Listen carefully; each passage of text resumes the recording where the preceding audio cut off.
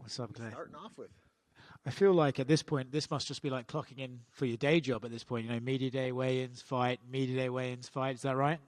Yeah, after so many years with the UFC, it becomes never old hat, would I say. But it's routine. You know, I treat it like a wrestling match, just as I treat my fights. You know, I enjoy the process. I enjoy every fight week. That's why I think, it was so nice to come out of the COVID fights, and be back and seeing everyone, also all these old faces and new faces, and just being able to, be out and move around in the hotels and go check out some of the great cities that the UFC books their fights at. And so it's always awesome to be out and about, and great to be in the fun city of Austin. I feel like usually when guys have been fighting for as long as you, every time you come to a media day, everyone's like, well, how many have you got left? But it seems like you kind of avoid that because you just keep fighting so frequently. It's like we can't really ask you, well, is there one left, two left? It seems like you're going to go forever. Absolutely. Forever's a long time. Definitely don't want to be doing this into my 50s because there's a lot of water out there that I got to fish and a lot of places I want to visit.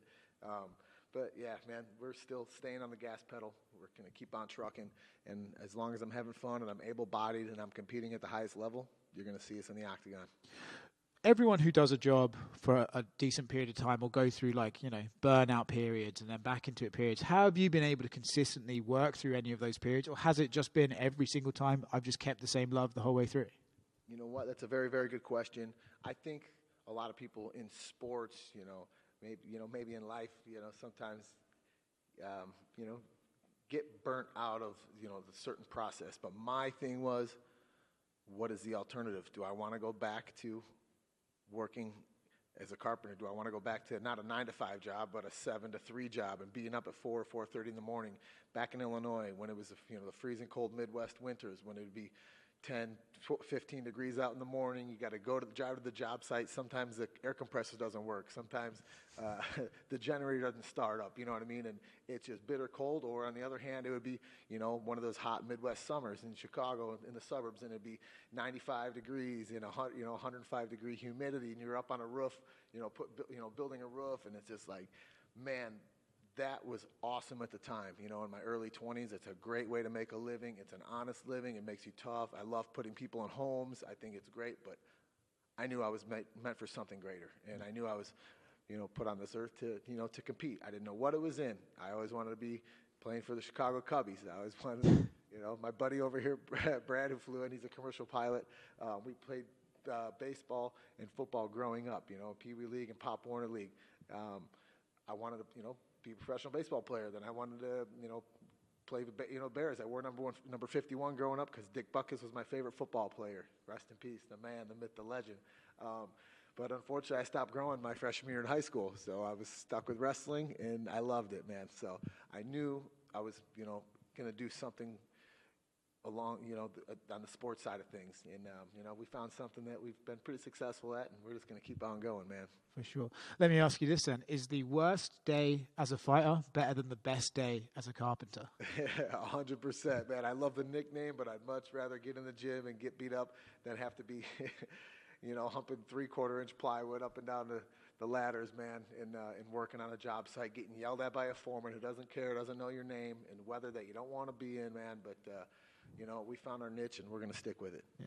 What do we make of the opponent this Saturday? I feel like at this point they're all just a blur to you, and you're getting in there and doing your thing and bouncing around doing whatever, or do we come in with a specific game plan? Absolutely, man. Obviously the last fight was not, I didn't prove anything that I've, of any improvement, unfortunately. It was one of the old Guida, just stand there and bang fights. It was not, a very solid fight in Rafa Garcia, who's heavy-handed, good takedown defense. So, we're going to get back to, being more technical and just, taking the fight to where we want it. So we're going to push that high pace, lay on the gas pedal, take this fight to the ground. Thanks, man. Thank you, man. Hey, Clay. Kind of following up on that, when he was in here earlier, he said he expected, that high octane, that high gas tank from you, but he also said he expects a finish. So I'm curious, how do you see the fight actually, concluding on Saturday? Oh, man. My opponent is,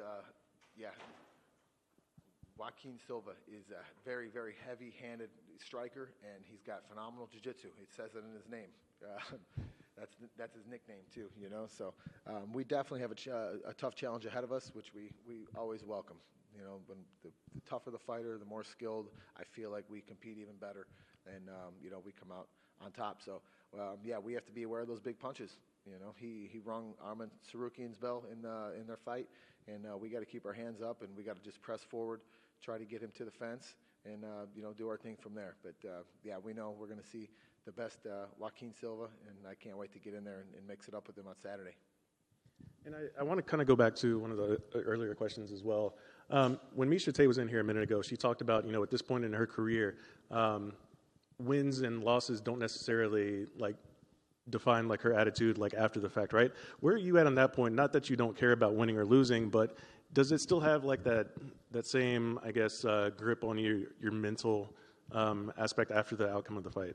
For sure. You know what? To me, just competing, you know, is winning for me. Competing at the highest level, you know, at my age, even though, you know, I'm 41 going on 21. I'm in better shape now than when I was 21, better shape than when I was 25.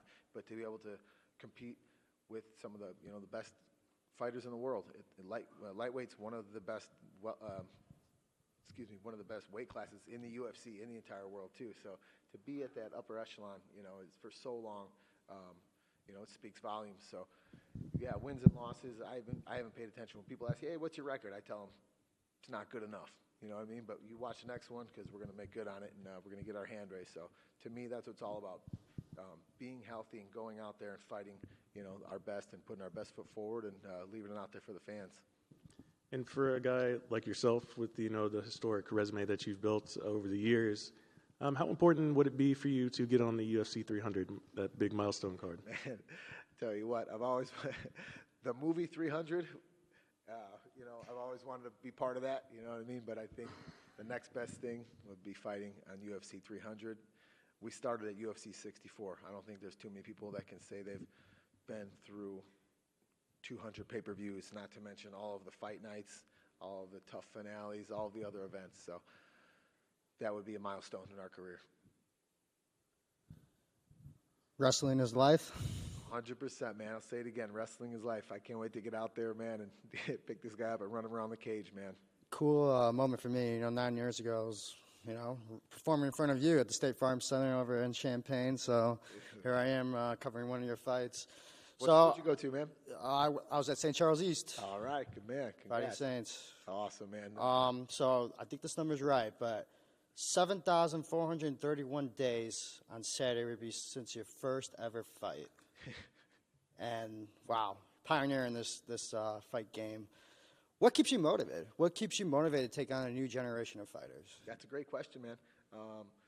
First of all, I got to ask: was Jason Potter? Was one of your coaches? Jay Potter. Legend, man. Got to see him win a state title, man, back in, I think, 95, 96. Him or his brother. Studs, man.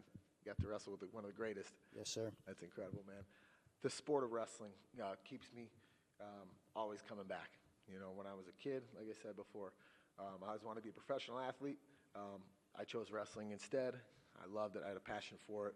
I never excelled like you did. I never even made it downstate ever in the state of Illinois. So there was things I didn't do young in my age that kept me motivated to still, you know, to succeed later in life, you know, and slow learner. So that's why, you know, I'm still, you know, going at it, you know, the ripe age of 41 years old, man.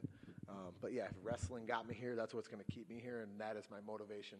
I love in between fights being able to go help, you know, coach at Izzy Style Wrestling, go back up and coach at, you know, Spartan Wrestling up in Johnsburg, Illinois, and yeah, just see where the sport has, you know, come from and where it's going. Wrestling, I think, is more popular now than it's ever been.